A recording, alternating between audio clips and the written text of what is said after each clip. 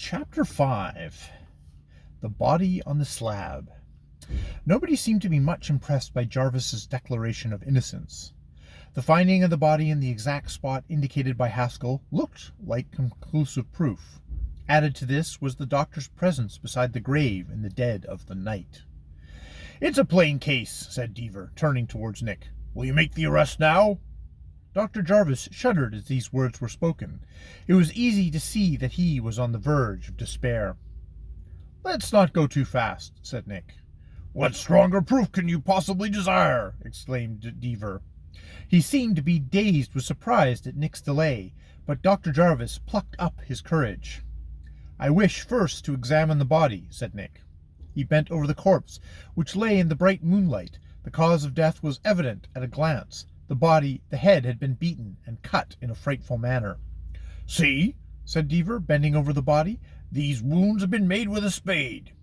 "They have that appearance," said Nick.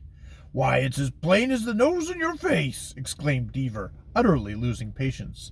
He seized the spade from the ground and applied it to the wounds. "The first blow, the one which killed him," said Deaver, "was struck with the side of the spade at the top of the poor boy's head. It was a terrible blow." Nick examined the wound. It was plain that no person could live a minute after receiving such a fearful injury. "The other blows," Deaver continued, "were some of them made with the side and some with the tip of the spade. I can see how it happened.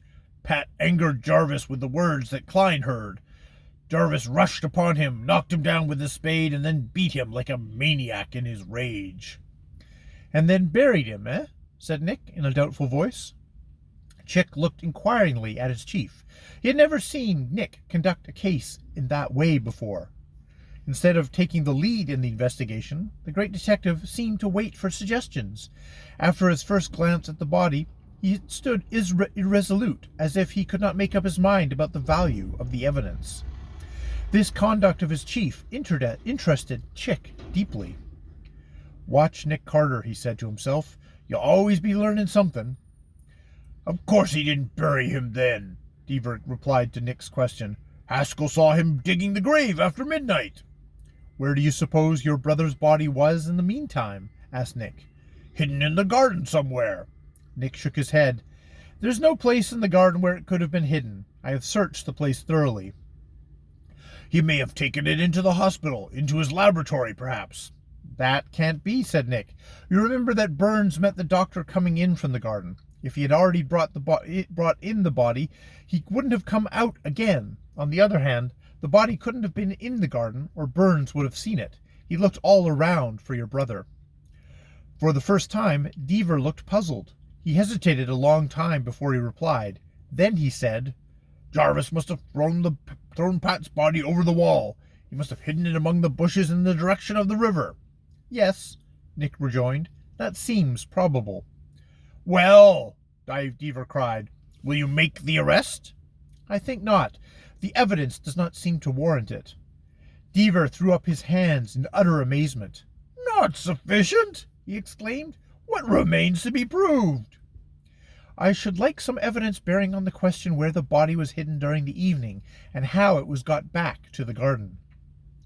"You don't mean to say that you will wait for that before taking this man into custody?" "Yes," said Nick slowly. "I shall wait for that." "But, meanwhile, how will you guard against his escape?"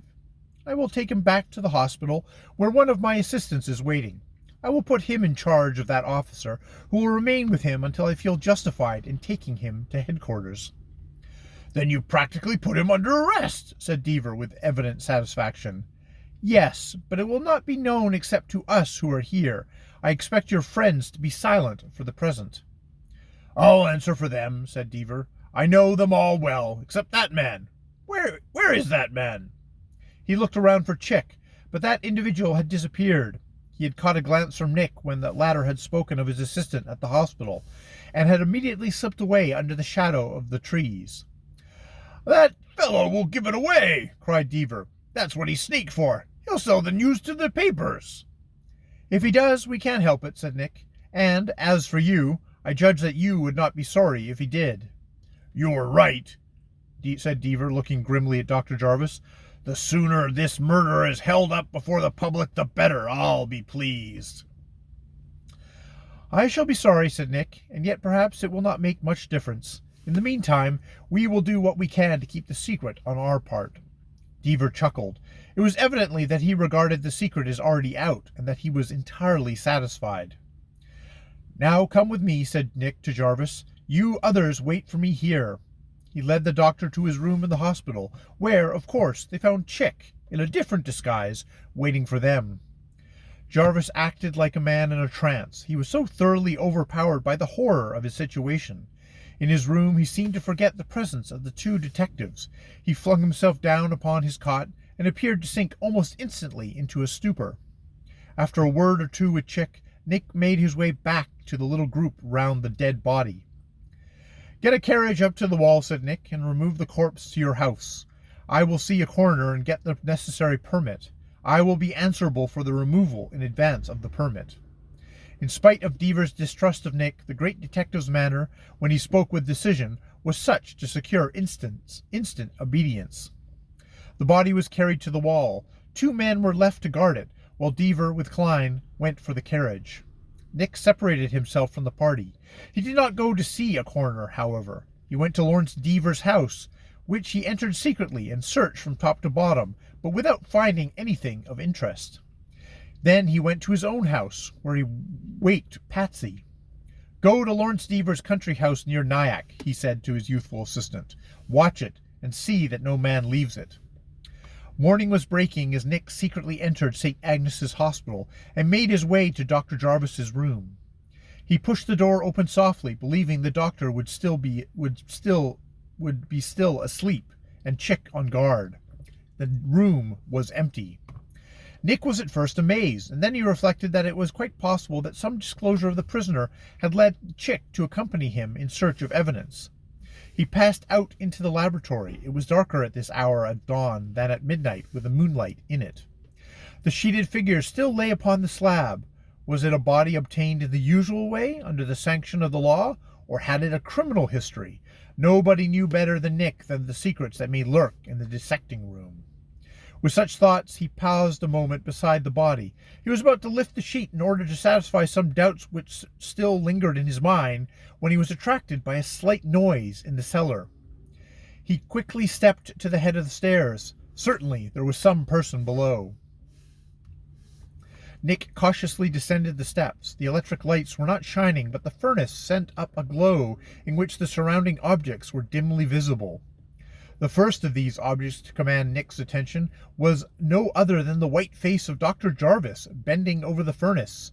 He had removed some portion of the arch above the raging fire, and just as Nick's eyes fell upon him, he put a human arm into the white flame. In that fierce heat, it was almost instantly consumed, and only the faintest smell of burning flesh escaped into the cellar. The corpse from which the arm had been taken lay upon the floor. Nick could not see it plainly, but his heart leapt wildly. There was but one explanation of Dr. Jarvis's conduct. Under the cloth in the laboratory above, Nick had seen the outline of a body. Whose, then, was this man giving to the flames? It could not be any but Chick's! Evidently the doctor had by some fiendish trick, succeeded in overcoming his powerful watcher, and he was now removing all traces of the body, preparatory to his own flight to the ends of the earth. The horror of this thought was almost too much for Nick's iron nerves. If this was Chick's body, all human help was now in vain. What should be done to secure the most certain retribution? Plainly the corpse, or what of it remained of it, must be recovered before the fire had completely made away with it. Nick was about to leap forward and interrupt the dreadful work which was in progress under his eyes, when suddenly a new inspiration came to him. With a bound as noiseless as a tiger's, he was at the top of the stairs. In another instant he stood beside the sheeted form on the slab. He withdrew the cloth. The body was Chick's. Bum, bum, bum. End of chapter 5.